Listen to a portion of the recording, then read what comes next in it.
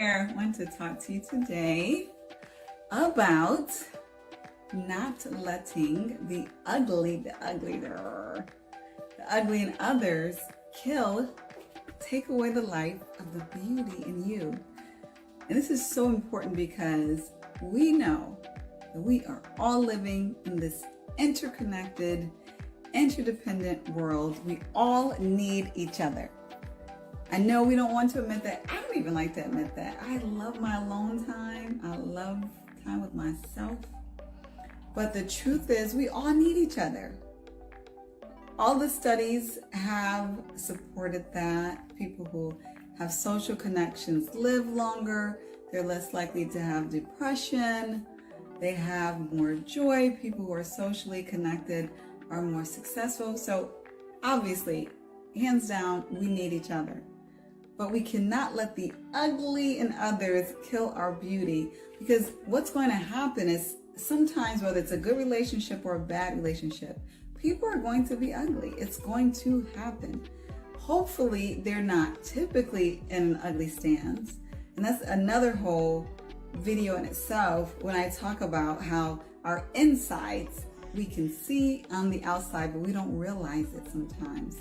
How our beauty inside can manifest to beauty outside on our face, quote unquote. It will resonate to others, attract others like magnets, because kindness is beautiful and meanness, evilness, wickedness, and cruelty is ugly, and it literally shows up on our faces. When it happens, it shows up on the face of those around you when they're ugly. It takes away, it strips any beauty that they have. But I'm talking about on the spiritual, emotional realm right now when I'm talking about the ugly killing the beauty. And the reason why I say that is sometimes when we're in situations that don't seem fair, when someone says something to us that is not nice, or they try to take advantage of us, we get angry, right? And we want to lose it.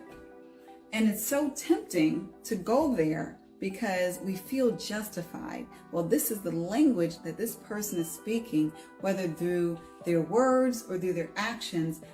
It's only right that I can match that language. It's only right that I can say something ugly back, or it's only right that I can talk about that person, or, not be kind to them or treat them in a certain way, when really what you're doing now is cheating yourself. We end up cheating ourselves, trying to get back at someone else or speak their language that we claim we don't even like in the first place because it is ugly. And then next thing you know, we have stooped down to that level. And who are you? Now you are truthfully a different person because you have killed some of your beauty so that you could match the ugliness of someone else. And then we say, what do we say afterwards? Well, they made me do it. Well, if they didn't do that, I wouldn't have said that. I wouldn't have reacted that way. When the truth is, it was in you. You pulled it out and you let it go. That person didn't make you do anything. What you did was perhaps you may have been around the wrong person, maybe too long. But if someone provokes you to be like them, you are making that choice to be like them.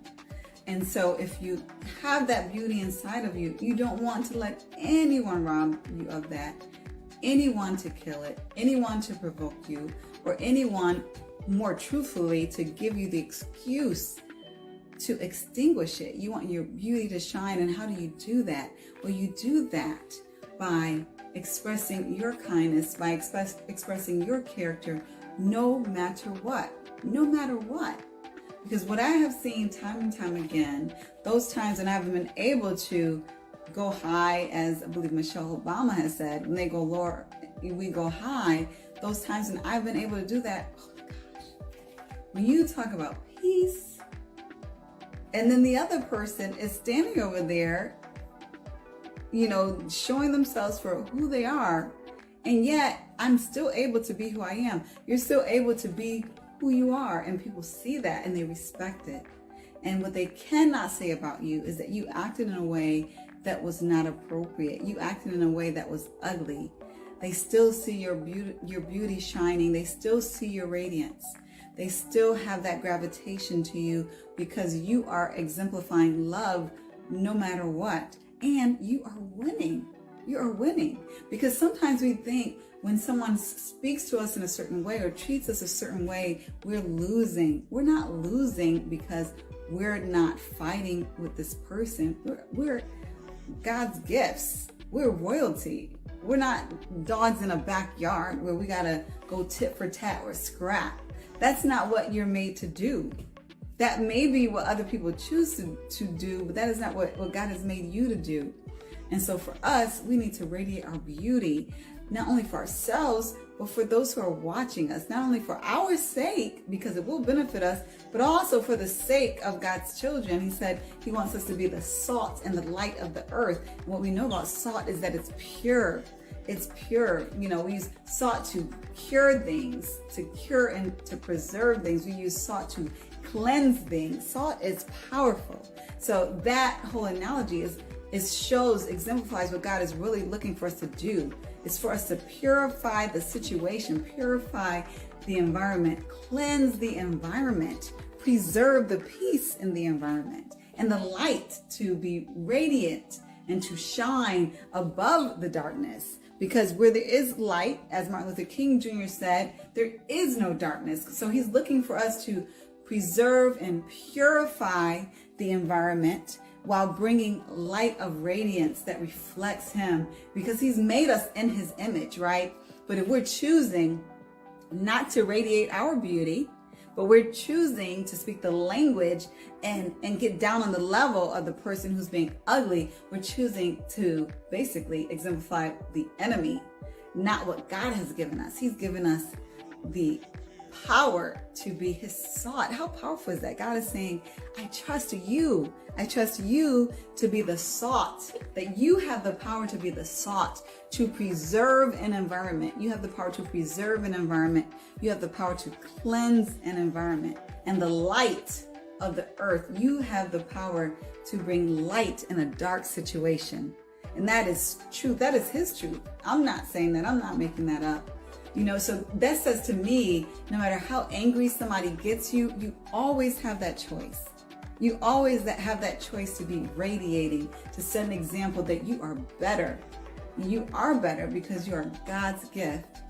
So that's why I say to you in this moment, you know, just like I said at the beginning, don't let anyone kill your beauty with their ugliness. If they choose to be ugly, let them do so, while you maintain the beauty that is in you, that you have, and have a blessed day.